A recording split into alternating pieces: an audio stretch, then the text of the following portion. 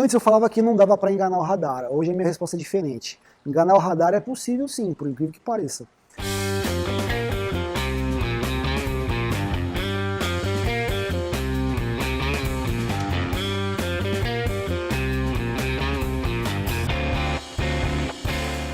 Bom, meu nome é Júlio César, eu sou CEO da empresa Contele Rastreadores e já há 4, 5 anos aproximadamente eu venho produzindo conteúdo sobre gestão de frotas, justamente para ajudar aquele gestor que tem uma pequena e uma média frota, que necessita muito de informação, é muito carente de solução.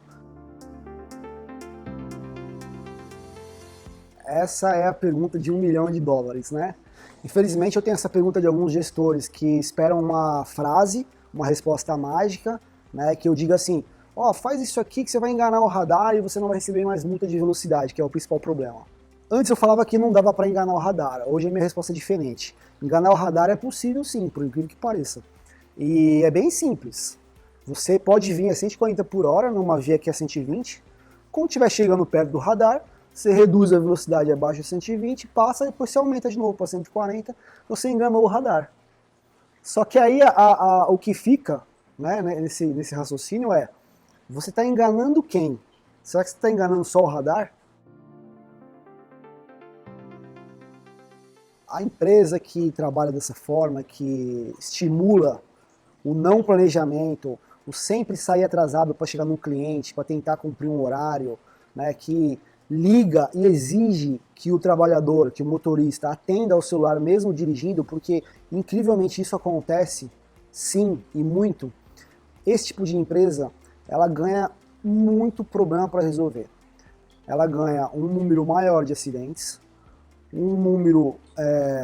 ela ganha um desgaste muito maior do veículo, ela ganha um número de consumo de combustível muito maior do que o necessário.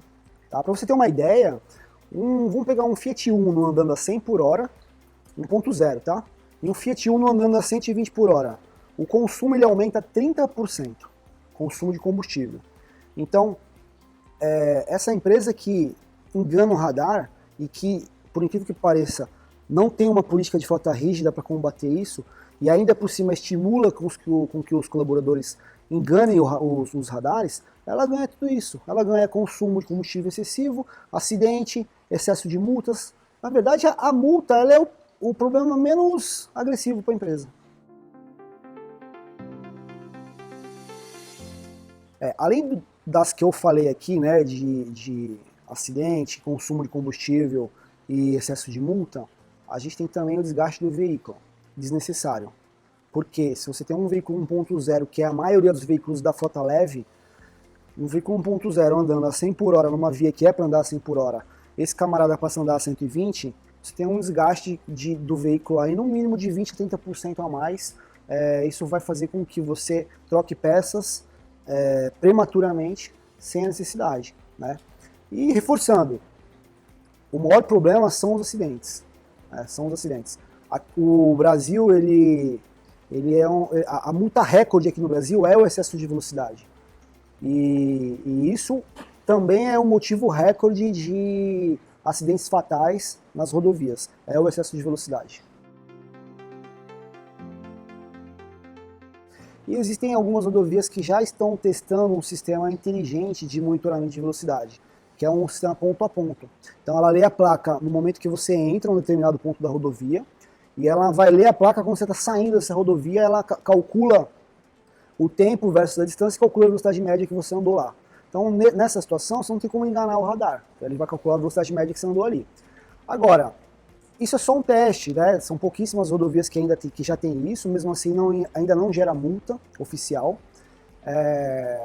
A forma de solucionar isso definitivamente e já de imediato é através do sistema de gestão de frota com rastreamento, onde o sistema vai te mostrar ponto a ponto qual a velocidade que o veículo estava naquele momento. Inclusive, alguns sistemas, como o caso do Contele Rastreador, ele te manda um e-mail e te manda um push no aplicativo do gestor, dizendo, ó, o veículo tal excedeu a velocidade agora, nesse momento. E fica tudo no relatório. Então essa é uma forma rápida, simples e barata de resolver esse problema.